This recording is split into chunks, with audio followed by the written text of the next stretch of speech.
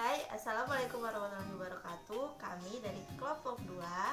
Saya Dwi Ayu Cahyani Saya, Aldi Hidayatul Anam.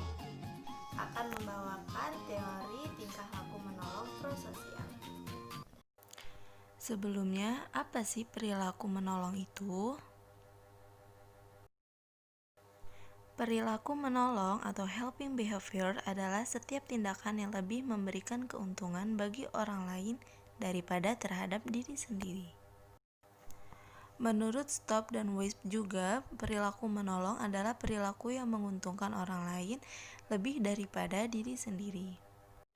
Jadi, kesimpulannya, perilaku menolong merupakan segala tindakan yang lebih menguntungkan orang lain daripada diri sendiri, bahkan kadang menimbulkan resiko bagi si penolong. Oke, next, perspektif teoritis tentang tindakan menolong. Yang pertama, ada perspektif teori evolusi.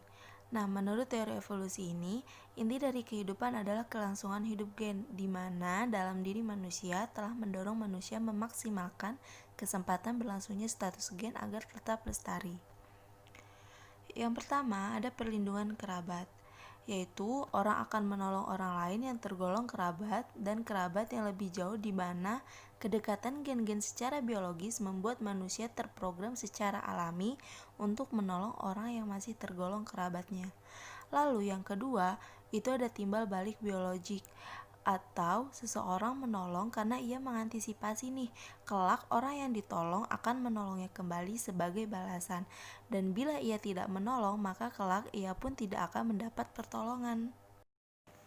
Lalu ada perspektif sosiokultural. Nah, di sini ada 3 macam norma sosial dasar yang lazim dalam masyarakat manusia. Yang pertama ada norm of social responsibility atau norma tanggung jawab sosial, menyatakan bahwa orang harus memberikan pertolongan kepada orang yang membutuhkan pertolongan tanpa mengharap balasan di masa datang. Lalu yang kedua, itu ada norm of reciprocity atau norma timbal balik. Nah, di sini tuh menyatakan bahwa seseorang harus menolong orang lain yang pernah menolongnya. Jadi, harus ada timbal balik antara seseorang yang pernah menolong dengan seseorang yang ditolong. Nah, yang ketiga itu norm of social justice atau norma keadilan sosial. Ini dimana aturan tentang keadilan dan distribusi sumber daya secara merata. Jadi harus benar-benar adil, guys. Lalu ada perspektif belajar nih. Nah, di sini tuh menekankan pentingnya proses belajar untuk membantu orang. Kenapa? Karena orang belajar menolong melalui penguatan, efek imbalan dan hukuman karena membantu. Orang juga belajar melalui modeling, jadi mengamati orang lain yang memberikan pertolongan.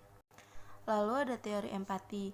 Nah, empati ini merupakan respon yang kompleks, meliputi komponen afektif, yaitu seseorang dapat merasakan apa yang orang lain rasakan, dan komponen kognitif, yaitu seseorang mampu memahami apa yang orang lain rasakan beserta alasannya. Next, ada perspektif pengambilan keputusan. Jadi di sini tuh tindakan menolong muncul saat individu memutuskan untuk memberi bantuan atau tidak dan kemudian mengambil suatu tindakan. Selanjutnya ada faktor-faktor yang mempengaruhi perilaku menolong. Nah, yang pertama ini ada faktor situasional yang mempengaruhi perilaku menolong. Yang pertama ada kehadiran orang lain. Nah, penelitian yang dilakukan oleh Darley dan Latane ini menunjukkan hasil bahwa orang yang melihat kejadian darurat itu lebih suka memberi pertolongan ketika mereka sendirian daripada bersama orang lain. Soalnya kalau hanya satu orang yang menyaksikan korban menderita, dia sepenuhnya bertanggung jawab untuk merespon situasi dan akan merasa bersalah jika tidak campur tangan. Namun jika beberapa orang yang hadir dalam situasi tersebut, bantuan akan datang dari berbagai sumber nih. Nah, yang kedua itu menolong orang yang disukai. Banyak penelitian menunjukkan bahwa seseorang akan cenderung menolong orang asing yang menjadi korban jika si korban ini memiliki persamaan mulai dari usia dan ras dengan si penolong tersebut.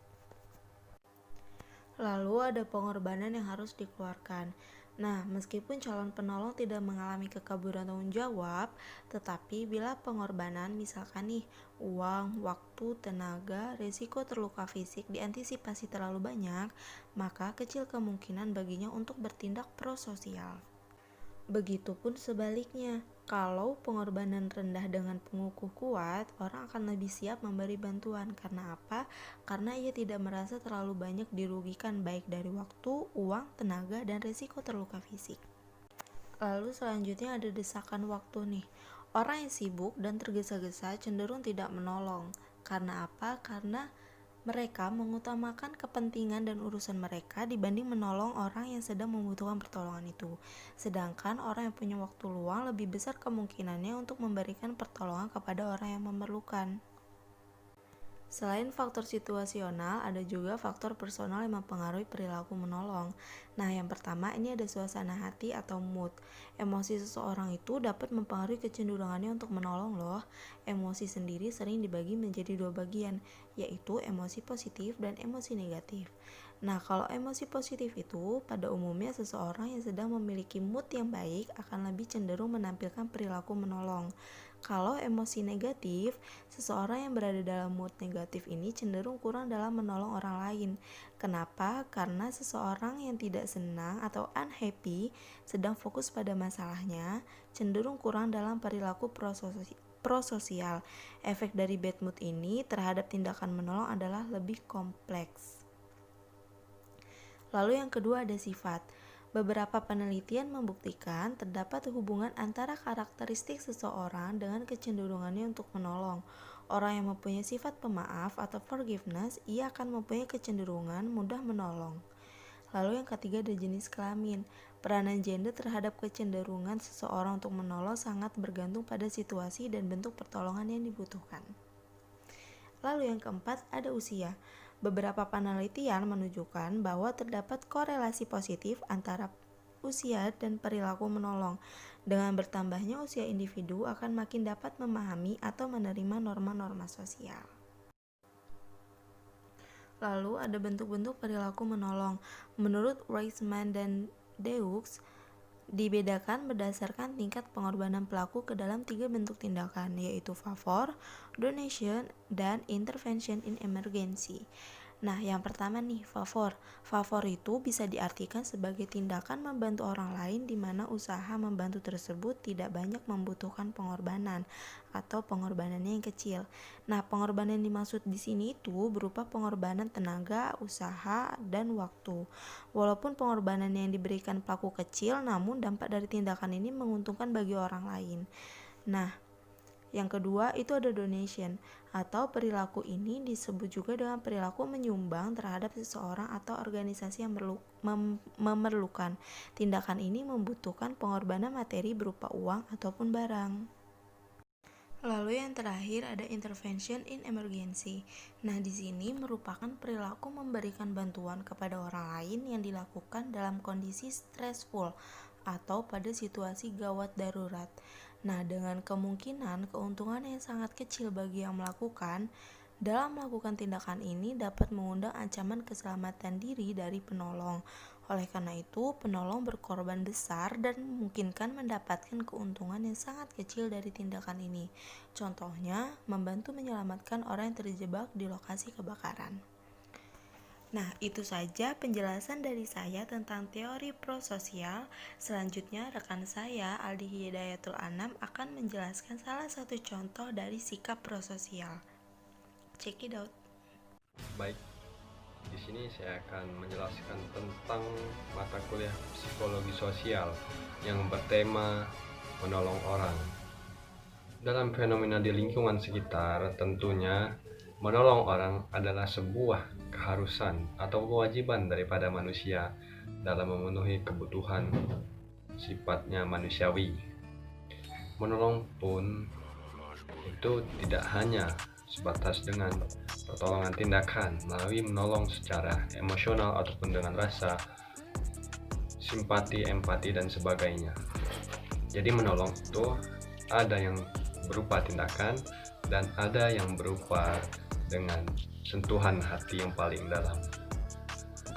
Dan tentunya seperti contohnya lah, kalau menolong orang dengan cara tindakan itu, ketika ada orang kesusahan di jalan, maka kita akan segera membantunya dalam kesulitan-kesulitan tersebut, seperti membantu teman kita yang lagi kurangan biaya dan kita meminjamkan duit. Nah, itu termasuk dengan tindakan.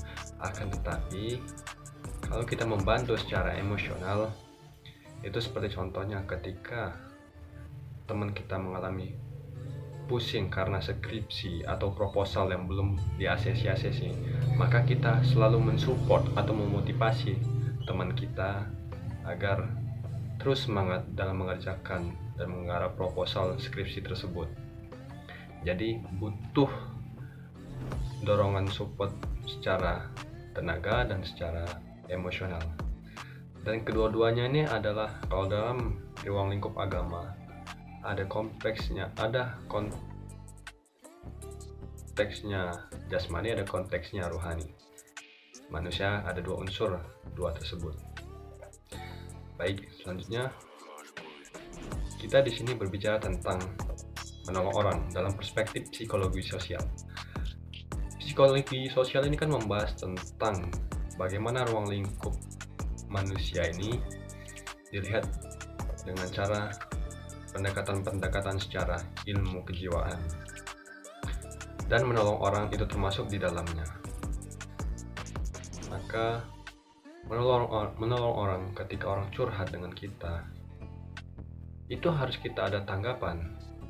Jangan hanya pasif saja mendengarkan, apalagi ketika orang bercerita tentang masalahnya, mata kita ini tidak menatap dia secara antusias. Kehidupan sehari-hari tentu mempunyai banyak masalah-masalah yang harus kita hadapi bersama.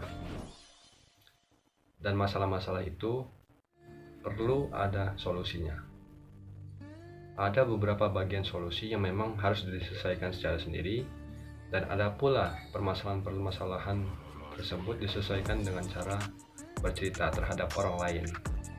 Nah, maka dari itu saya mengambil teori daripada psikologi sosial itu dalam rumus komunikasi. Ketika kita sedang menerima curhatan daripada teman-teman kita, maka yang perlu kita perhatikan itu ada 3. Yang pertama itu adalah pertanyaan. Nah, pertanyaan ini adalah menyangkut tentang sifat isi hati kita.